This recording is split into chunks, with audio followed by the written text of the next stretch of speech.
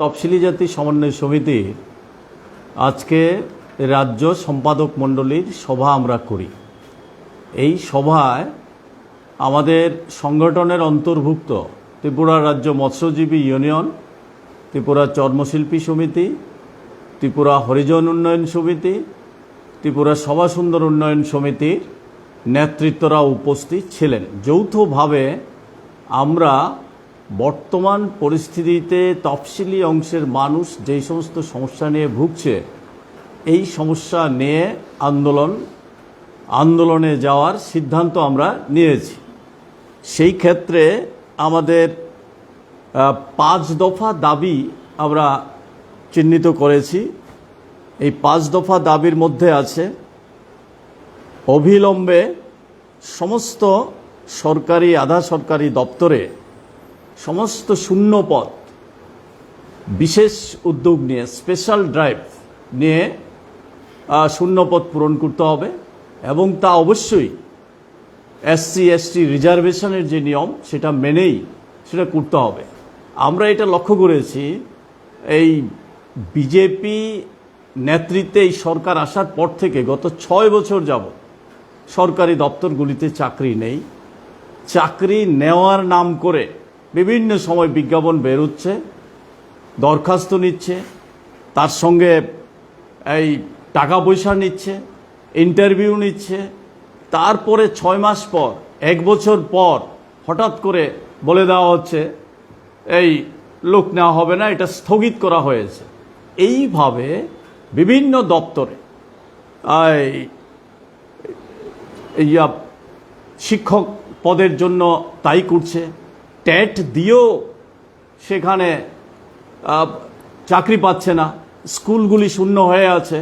অথচ শিক্ষক নিয়োগের কোনো এছাড়াও অন্যান্য দপ্তর যেমন পুলিশে আছে, ফায়ার সার্ভিসে আছে, পঞ্চায়েতে আছে, GRS-এর ক্ষেত্রে আমরা দেখেছি, বিধানসভার ক্ষেত্রে আমরা দেখেছি, নানা দপ্তরে এই লোক নেওয়ার বিজ্ঞপ্তি জারি করার পরেও লোক নেওয়ার বিষয়ে তারা এই সমস্ত কাজগুলি করছে না। ফলে আমাদের রাজ্যের শিক্ষিত বেকার যুবক যুবতীরা আজকে চরম হতাশার মধ্যে আছে। তাদেরকে নিয়ে প্রতারণা করা হচ্ছে, এই সরকার এটা করছে। সরকারি চাকরি হলে রিজার্ভেশন থাকবে, সরকারি চাকরিতেও নাই।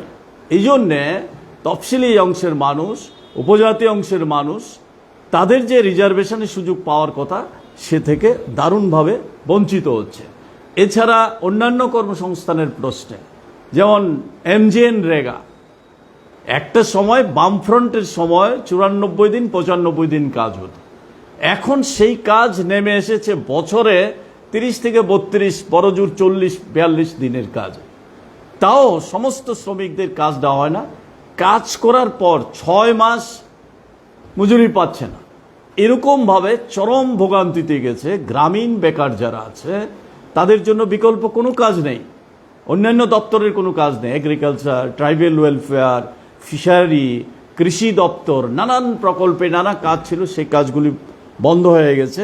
রেগার কাজও বন্ধ হয়ে গেছে। আমরা দাবি করছি অবিলম্বে রেগার কাজের দিন বৃদ্ধি করতে হবে, মজুরি বৃদ্ধি করতে হবে। 340 টাকা মজুরি করবে তারা প্রতিশ্রুতি দিয়েছিল, কোথায়? মানুষের সঙ্গে এইভাবে প্রতারণা করছে। একই সঙ্গে টুয়েপের কাজ, শহর এলাকায় যারা গরিব মানুষরা আছেন তারাও দারুণভাবে বঞ্চিত হচ্ছেন। টুয়েপের কাজও একইভাবে দিন এবং মজুরি বাড়াতে হবে। গ্রামীণ গরিব অংশের মানুষ বা শহরে গরিব অংশের মানুষের কাছে অর্থ যোগানের কোনো ব্যবস্থা নেই। তাই এই কাজের অভাবে খাদ্যের অভাব দেখা দিয়েছে, খেতে পারছে না। উপজাতি এলাকায়, তফসিলি অধ্যুষিত এলাকাগুলিতে কাজের অভাবে, খাদ্যের অভাবে না খেয়ে মরার মতো অবস্থা সৃষ্টি হয়েছে। সন্তান বিক্রি করার মতো ঘটনা এই রাজ্যের মধ্যে ঘটছে। এই বিষয়গুলি বিরুদ্ধে এবং দ্বিতীয় দাবি আমরা করছি যে সরকার সিদ্ধান্ত নিয়েছে স্কুল বন্ধ করে দেওয়ার। কি অজুহাত? কম ছাত্র। সেই অজুহাতে স্কুল বন্ধ করে দেওয়ার সিদ্ধান্ত তারা নিয়েছে। এই সিদ্ধান্তের আমরা তীব্র বিরোধিতা করি। এই সিদ্ধান্ত অবিলম্বে প্রত্যাহার করতে হবে। আমরা দেখেছি এর আগে যখন আগের মুখ্যমন্ত্রী ছিল বিপ্লব কুমার দেব, তখনই 961টা স্কুল বন্ধ করে দেওয়ার সিদ্ধান্ত তারা নিয়েছিল। এখন আমরা দেখছি আবার জেলা ভিত্তিক এই তথ্য বেরিয়ে আসছে। পশ্চিম জেলা 160টি স্কুল, দক্ষিণ জেলা 168টা স্কুল, উত্তর জেলা 183টা স্কুল, এইভাবে জেলা ভিত্তিক স্কুলগুলিকে বাছাই করে বন্ধ করে দেওয়ার পরিকল্পনা নিয়েছে। এতে সবচেয়ে বেশি বঞ্চিত হবে উপজাতি অংশের ছাত্রছাত্রীরা, তফসিলি অংশের ছাত্রছাত্রীরা, সংখ্যালঘু অংশের গরিব ঘরের, সহজ মানে ভাষায় যদি বলতে হয় এক কথায়, গরিব ঘরের যারা ছেলেমেয়েরা আছে তারাই সবচেয়ে বেশি ক্ষতিগ্রস্ত হবে।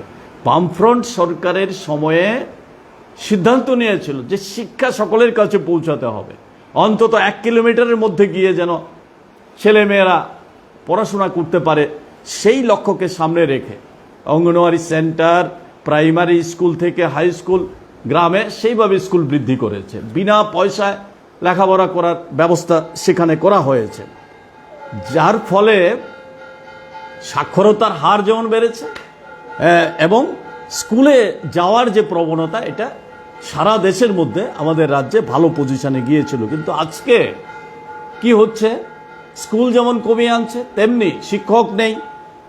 বিদ্যাজ্যোতির নাম করে ছাত্র ছাত্রীদের কাছ থেকে টাকা তোলা হচ্ছে, এখন টাকা দিতে পারছে না, বিদ্যাজ্যোতি স্কুল ছেড়ে অন্য স্কুলে যেতে হচ্ছে। যেমন আমি 1-2টা উদাহরণ দিলে বুঝবেন। যেমন আমি যেখানে থাকি রাজনগরে বিদ্যাজ্যোতি স্কুল, সেই স্কুলে এখন ফিস দিতে পারছে না, পড়ছে না, তো অন্য স্কুলে যেতে হচ্ছে নিহারনগর 8 থেকে 10 কিলোমিটার দূরে, দুর্গাপুর 7 থেকে 8 কিলোমিটার দূর, সেখানে যেতে হচ্ছে। এখন সমস্যা হচ্ছে প্রতিদিন গাড়ি ভাড়া জোগাড় করে দিতে পারছে না, 50 থেকে 60 টাকা প্রতিদিন গাড়ি ভাড়া দিতে হয়। উভয় দিকে সংকট। একদিকে স্কুলে বিদ্যাজ্যোতির নামে যেতে গেলে টাকা দরকার, সেখান থেকে ট্রান্সফার হয়ে যখন অন্য স্কুলে গেল গাড়ি ভাড়ার জন্য যেতে পারছে না। এই সংকটে পড়ে আজকে লেখাপড়া বন্ধ করে দিচ্ছে, ড্রপ আউটের সংখ্যা বাড়ছে। এই অবস্থাটা সবচেয়ে বেশি ক্ষতিগ্রস্ত হচ্ছে গরিব মানুষ যারা। তাই আমরা দাবি করছি স্কুল বন্ধ করে দেওয়ার যে সিদ্ধান্ত, এটা অবিলম্বে প্রত্যাহার করতে হবে। বিদ্যাজ্যোতির নাম করে টাকা পয়সা তোলা যাবে না, এতে সাংঘাতিকভাবে ক্ষতিগ্রস্ত হচ্ছে গরিব মানুষ। 3 নম্বর হচ্ছে জনগণকে স্বাস্থ্য পরিষেবা দেওয়ার জন্যে চিকিৎসা ব্যবস্থার যে উন্নত করা, তাকে যদি নিয়ে যেতে হয় তাহলে ডাক্তার, নার্স, অন্যান্য স্টাফ যারা আছে প্যারামেডিক্যালসে, টেকনিক্যালে, এই সমস্ত স্টাফ যদি নিয়োগ না করা হয় তো চিকিৎসা পরিষেবা দেওয়া হবে কি করে? পিএসসিতে, সিএসসিতে, গ্রামীণ হাসপাতালে 4 জন ডাক্তার থাকার কথা, 1 জন ডাক্তার আছে। ডাক্তারদের এখন বাই রোটেশনে 3 দিন, 4 দিন, 5 দিনের জন্য ডেপুটেশন দেওয়া হচ্ছে। তারা মানসিকভাবে যন্ত্রণার মধ্যে আছে, করতে চাইছে না। যেমন আমি রাজনগর সিএসসি হলো, 1 জন ডাক্তার দেওয়া হচ্ছে না, 4 জন থাকার কথা, 1 জন ডাক্তার আছে। এরকমভাবে সারা রাজ্যের পিএসসিগুলিতে 2 জন ডাক্তার থাকার কথা, ডাক্তার নেই, নার্স নেই, স্টাফ নেই, এই অবস্থা সৃষ্টি হচ্ছে। এটা দূর করার জন্যে অবিলম্বে নিয়োগ করতে হবে। 4 নম্বর হচ্ছে মৎস্য উৎপাদন কমে যাচ্ছে, তাকে বৃদ্ধি করার জন্যে বামফ্রন্ট সরকারের সময়েও যেভাবে মাছের চারা, খাদ্য, অন্যান্য সামগ্রী দিয়ে সাহায্য করতে, সেগুলি আজকে বন্ধ হয়ে গেছে। আমি কিছুদিন আগে শুনছিলাম মৎস্যমন্ত্রী নিজের মুখেই বলেছে মৎস্য উৎপাদন কমে যাচ্ছে। তো কমে যাবে, উৎপাদনের জন্য যে সমস্ত উপকরণ দিয়ে সাহায্য করার কথা সেগুলি করা হচ্ছে না, বন্ধ করে দেওয়া হচ্ছে। তাই মৎস্যজীবীরা ক্ষতিগ্রস্ত হচ্ছে। তাই আমরা দাবি করছি মৎস্যজীবীদের, লন্ডিজীবীদের, চর্মশিল্পীদের পেশাগত উন্নয়নের জন্যে বামফ্রন্ট সরকারের সময়ে যে সমস্ত প্রকল্পগুলি ছিল সেগুলি পুনরায় চালু করতে হবে, তাদের স্বনির্ভর করার জন্য প্রকল্প করতে হবে।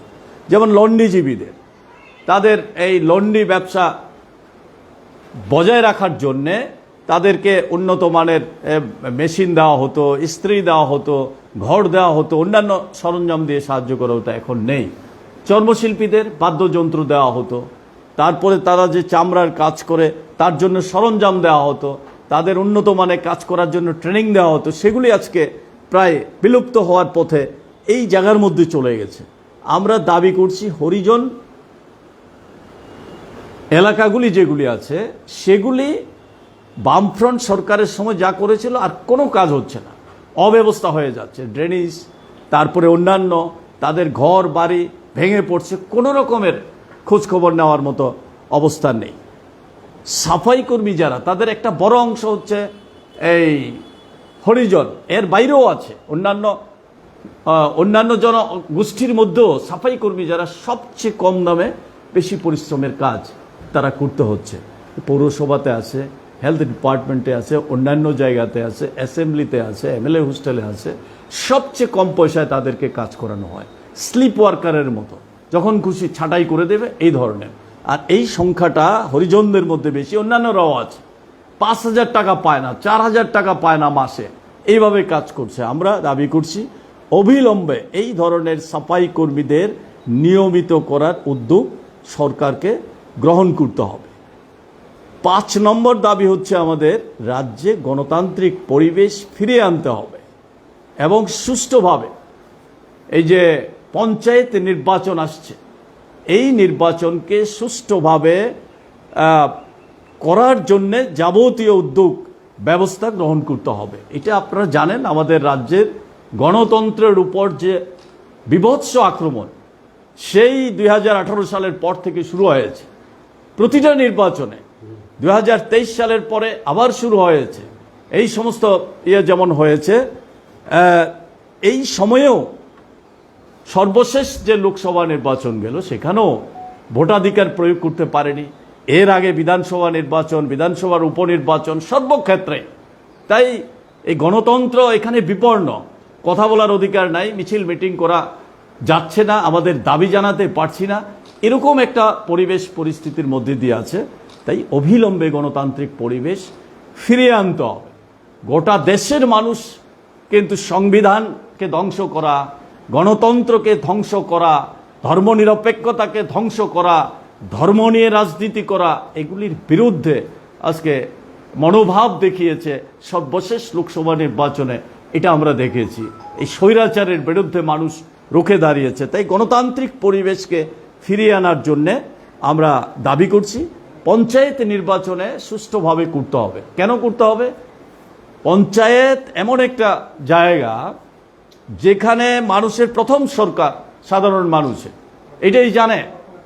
সরকারের প্রথম সুযোগটা যেখান থেকে পায়, মেম্বার, প্রধান, তারপরে পঞ্চায়েত, সবচেয়ে আগে সেখানে মানুষ যায়, সেখান থেকে সুযোগ সুবিধা পায়। বামফ্রন্ট সরকারের সময়েও এই ত্রিস্তর পঞ্চায়েতকে অত্যন্ত এই জনগণের কাছের সবচেয়ে প্রয়োজনীয়, মানে কাছের সরকার হিসাবে এই জায়গাটাকে তুলে ধরেছিল গ্রামীণ উন্নয়নে মানুষের পাশে দাঁড়ানোর জন্য। কিন্তু আজকে এই পঞ্চায়েত একটা দুর্নীতির আখড়ায় পরিণত হয়েছে। সাধারণ মানুষের কথা বলার, কথা শোনার কোনো পরিবেশ এই সময়ের মধ্যে এই পঞ্চায়েতগুলিতে নেই।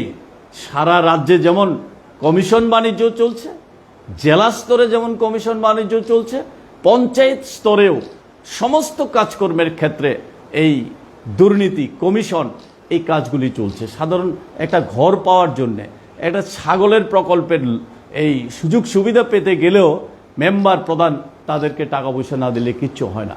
এরকম রেগার কাজে নিচ্ছে না, তারপরে এই ভাতাটা সময় মতো দিচ্ছে না, এরকম অসংখ্য সমস্যায় জর্জরিত। তাই সেই জায়গার মধ্যে সুষ্ঠুভাবে পঞ্চায়েত পরিচালনা করা, দুর্নীতিমুক্ত পঞ্চায়েত গড়ে তোলা, প্রথম সরকার মানুষের পঞ্চায়েত, সেটা যেন মানুষের প্রয়োজনে গড়ে উঠতে পারে, সেই দৃষ্টিভঙ্গিতে পঞ্চায়েত গড়ে তোলার জন্য ব্যবস্থা গ্রহণ করতে হবে। আর আমরা যারা তফসিলি অংশের সংগঠন করি, তফসিলিদের অধিকার নিয়ে এই সমস্ত নির্বাচনেই রিজার্ভেশন আছে, লোকসভা, বিধানসভা, ত্রিস্তরীয় পঞ্চায়েত। তাই আমাদের সাংবিধানিক অধিকার যদি গ্রহণ করতে হয়, সুষ্ঠু গণতান্ত্রিক পরিবেশ যদি না থাকে তো এই অংশের মানুষ নির্বাচনে অংশগ্রহণ করবে কি করে? তাই সাংবিধানিক অধিকার গ্রহণ করার জন্যও এটা করা দরকার। এটা যদি না করতে পারে তাদের এই অধিকারের মধ্যে আঘাত করা হবে।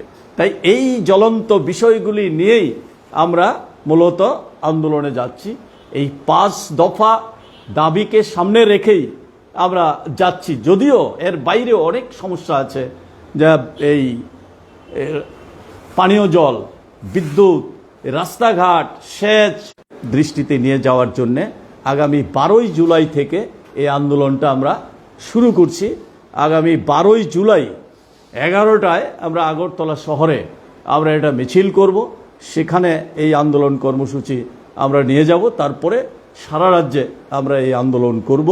এই আন্দোলনকে সাফল্যমণ্ডিত করার জন্য সমস্ত গণতান্ত্রিক অংশের মানুষের কাছে আমরা আহ্বান রাখছি, যাতে এই আন্দোলনে সামিল হয়।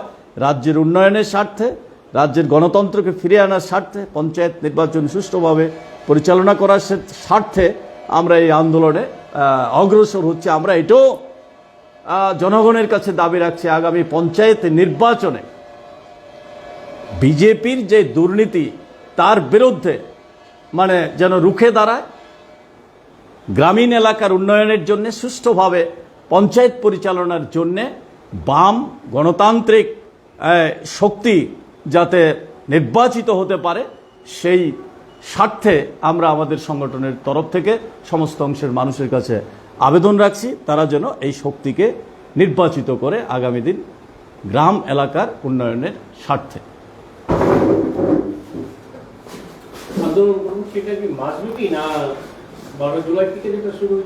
আমরা 12ই জুলাই থেকে শুরু করছি এই আন্দোলনটা, আমরা জারি রাখব।